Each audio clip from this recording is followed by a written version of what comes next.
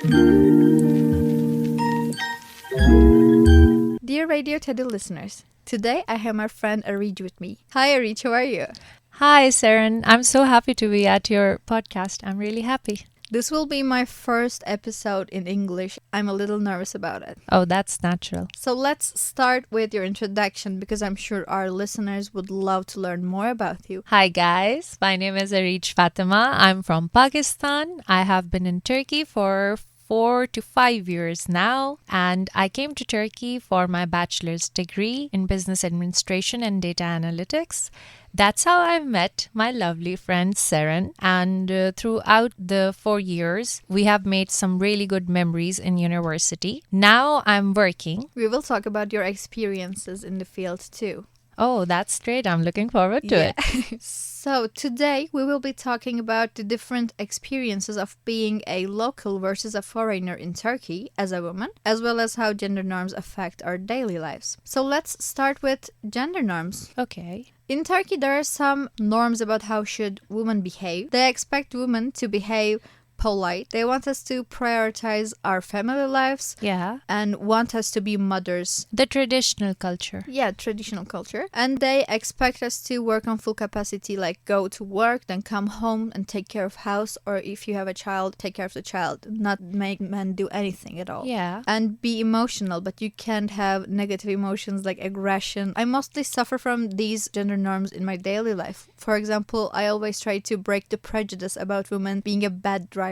When I see a man looking at how I'm driving, I always try to prove that I'm a great driver. And I realized that it was really affecting my driving skills and my mentality too. And I'm trying to stop doing it. Do you have any experiences like this? I think the topics that you covered are all very wholesome, and all of us as women go through them day to day. But I would like to say that yes, in every place, in every field, it's similar. Even like whenever I'm working and I'm talking to my colleagues, they tell me that all the things their wives will do at home. And for me, it's something really hard because I'll share a personal story. So right now I'm working. I'm living in Turkey by myself because I just graduated. And one day we were with my male colleagues, we were just discussing my routine. And they were like, you are the man of the house and the woman of the house. Don't you think it's too much for one person? Isn't your life too hard? And I don't know why, but I was having a really great day at work. But when I hear it in that way, suddenly I felt a little bit down because I was like, oh my God, maybe I should have someone to do these things for me. But I think, again, it starts with us. If we want to change this culture, it starts with us. And my reply to him was, well, maybe you need that option because you cannot manage all those things, but I can. I think it always affects someone when a person is trying to criticize your life. Yeah. And I understand you getting low about it. And the thing is, you don't have an answer because yes, he prefers to have a housewife, but then he complains about the expenses of his house and his wife because she's not working. But again, then the same colleague was mentioning to me how he's the man of the house because he's a provider. But he is also crushed in responsibilities. Like you said, for driving, why do you have to prove or be conscious of something that is so simple? I feel really oppressed in most of my daily life because there's always a man or a woman that's telling me, oh, how are you doing all of this? Or are you good enough? They're always making me feel these emotions. I think that's so relatable because at times, I think more than men, it's women who are also somehow reinforcing all these beliefs, these traditional norms. I think a good way to look at it will be that we both understand that we all have our own lives. And it's our responsibility to live our life. But also women in their nature are so good with multitasking. They're emotionally intelligent. They raise women like this, but they raise men. Just want them to be at home, want them to relax. I think they raise men to be the provider and raise women to be the multitasking the housewife. Caretaker,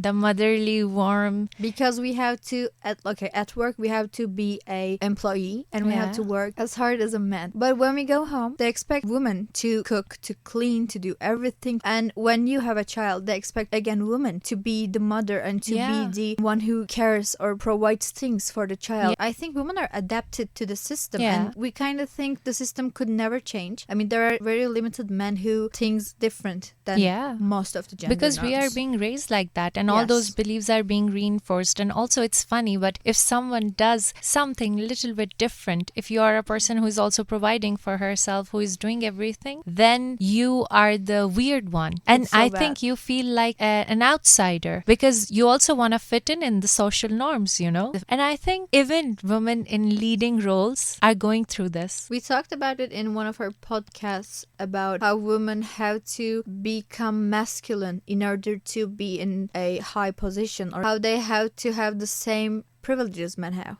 So we are forced by the system to be more masculine about everything. Yes. I want to be very successful, not to match a man, but to set an example for all the girls from my country, all around the world, to see that we can do this. A lot of women who are in high careers, they're always talking about it, that in the beginning of their career, just to be taken seriously, they were wearing black suits on purpose. That's why I think women's independence is still an issue we face daily. We have some rights and laws just like men, and on the paper we are equal to men. But when it comes to the treatment in our daily lives, they limit our independence. And there are still social expectations pressuring women to become more masculine if they want to be taken more seriously. So our mental health starts to get affected by all this a lot. Hard to deal with because you cannot ask anybody how to solve your problems and how to deal with these things. I have female mentors who have told me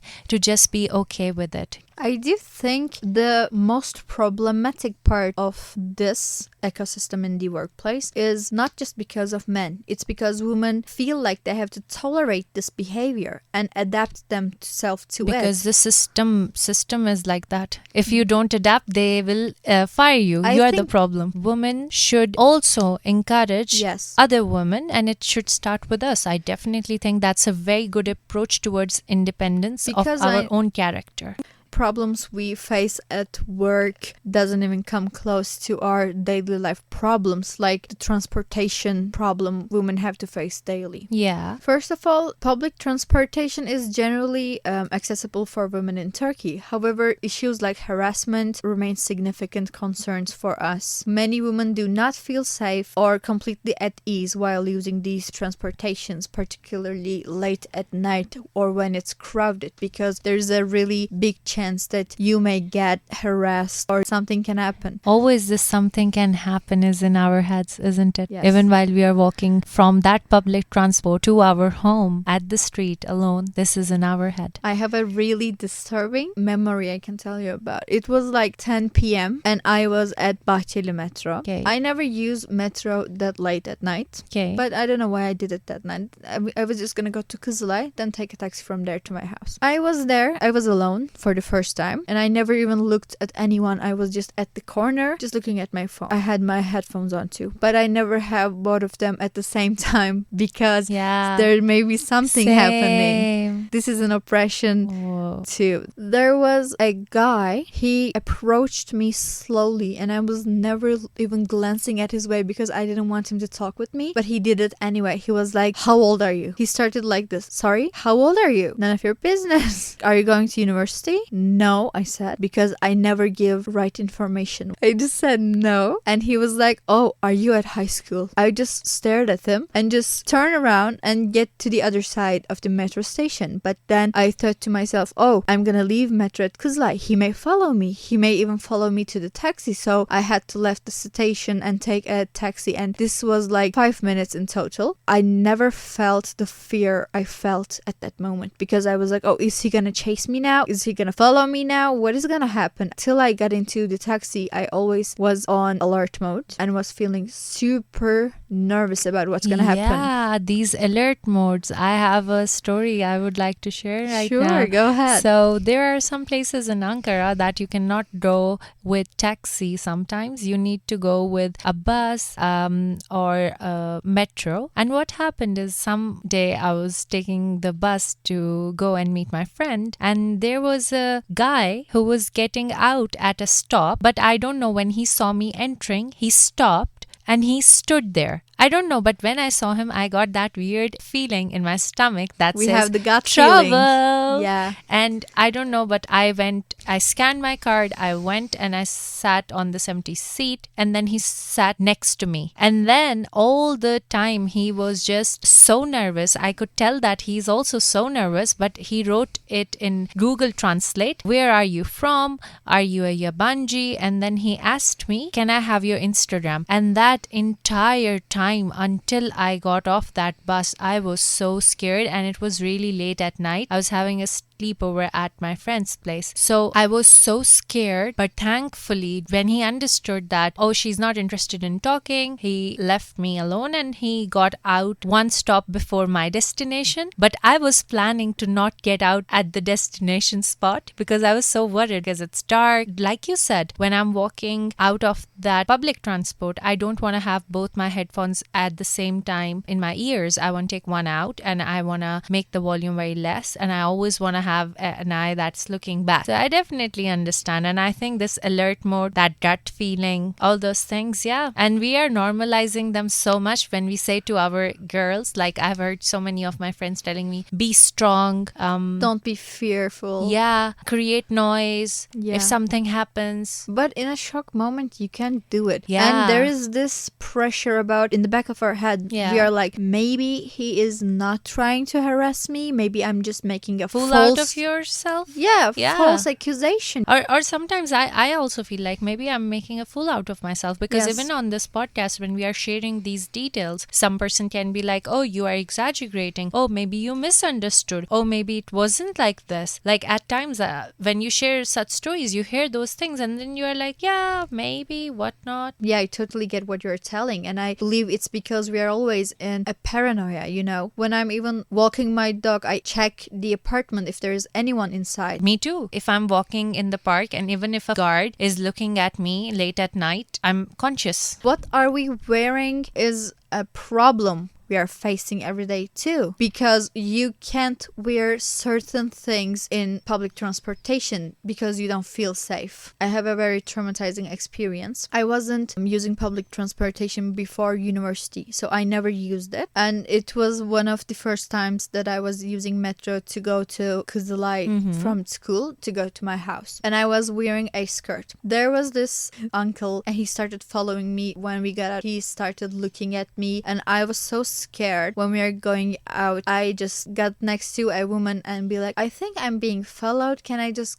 get out with you? And she was like, oh, I had the same experience in Istanbul, I got you, don't worry. So we like chatted a little, then I left. Did you ever feel like you have to wear something modest because you're gonna use a public transportation? Oh, for sure. Because some of my friends say they wear a cover outfit and it's all around the world. I always see posts about it, and I think this is very problematic about our daily life. For sure. There have been so many occasions when even not just wearing skirt or shorts, even if my neckline for a shirt is very deep, I'm very conscious. Or if the dress is a little bit too tight, I'm very conscious. I would prefer to wear a coat on top to feel more comfortable. But I don't know why I'm doing all that. Okay, there is comfort, but it just feels like I'm always trying to protect myself, but I don't know from what. And even right now listening to you, you were wearing a skirt. You felt that threat, but do you know that feeling? Like, why are we feeling that? I think it's because everything is getting out of control. And we are so scared and we know Yes. what happens. And then I think that thing is put in our heads so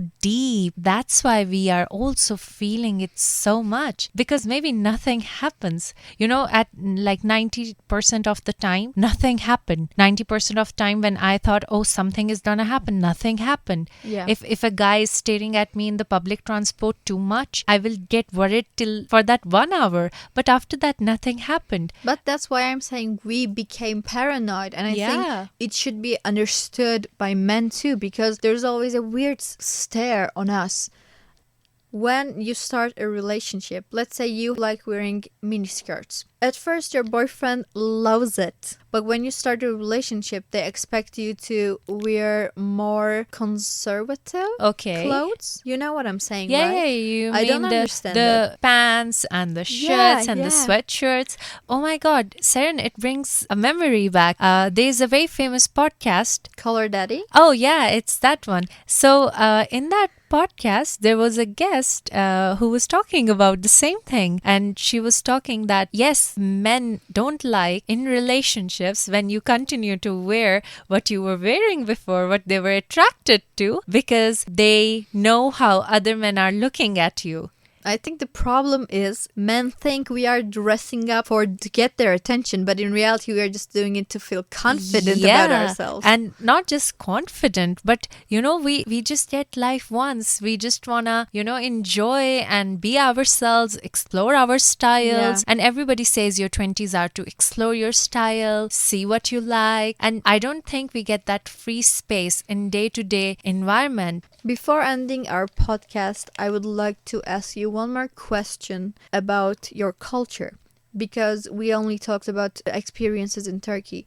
Do you think the gender dynamics are different in Pakistan, or do you think we have similar cultures or similar problems? I would like to say that the culture in Pakistan is very conservative and the education level of people is low. So me deciding to wear whatever I want is not in my choice. It's at times the choice of the place I will go to, the people I will meet, the road I will take. So yeah, those situations are choosing my outfit. So similar to Turkey. Yeah, but more conservative. Yeah. Conservative for sure. For example, in Pakistan, we don't use public transport. We don't prefer to. Mostly middle class, upper class. Not because of their status, because they don't feel safe in it. But the irony is that when foreign girls who are coming to our country and they're wearing skirts and shorts or short dresses, we don't think it's weird. So the gender dynamics are kind of similar. This is what I'm understanding. Yeah, they are.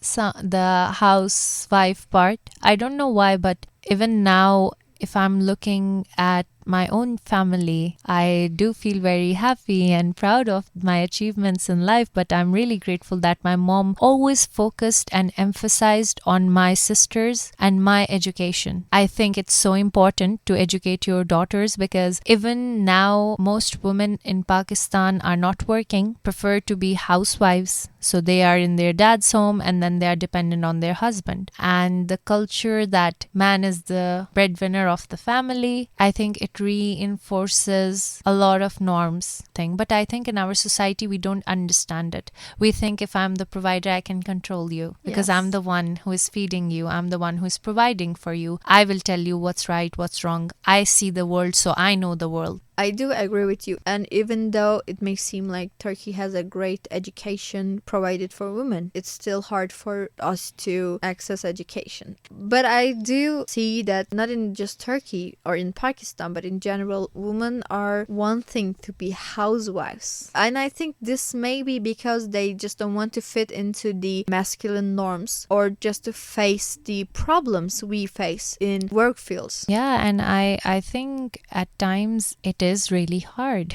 It's really hard, especially climbing up that big boys club ladder for women is really hard. Because you have to change your identity just to be accepted, just to be included in a workplace. And not just that, also you have to reinvent yourself and changing your habits, changing yourself. So yes, you can educate yourself, but if your culture is not educating itself, if the people around you are not educating itself, how will you proceed? You will always feel like an outsider. Overall, to give a conclusion to this thing, I do believe in one thing.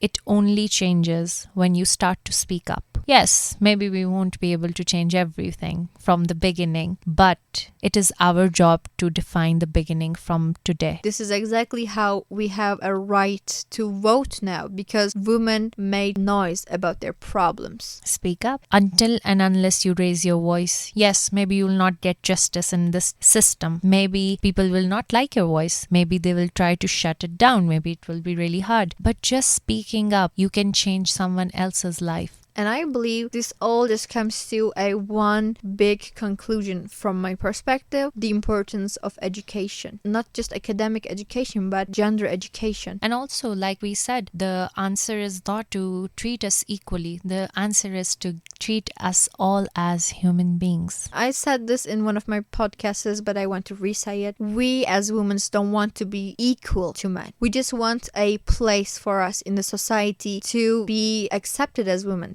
Unfortunately, we come to an end of this episode. It was a blast having you here, Areej. Thank you for coming. Thank you, Seren. It was really nice to be a guest in your podcast, because I think you today are taking the first step by talking about these things. Although we might not know the perfect answers, but at least we are trying to educate each other, and through this podcast, others as well. Thank you so much for having me. It's so amazing always, because we are not just two friends. We represent two different cultures. We represent a lot. So, today we talked about women's independence, gender norms, challenges in daily life such as safety in public transportations, barriers in the workplace, the social perception of women's clothing choices, and we gave examples from our daily lives. I hope you enjoyed this episode as much as we did. Stay tuned to Radio Tadu.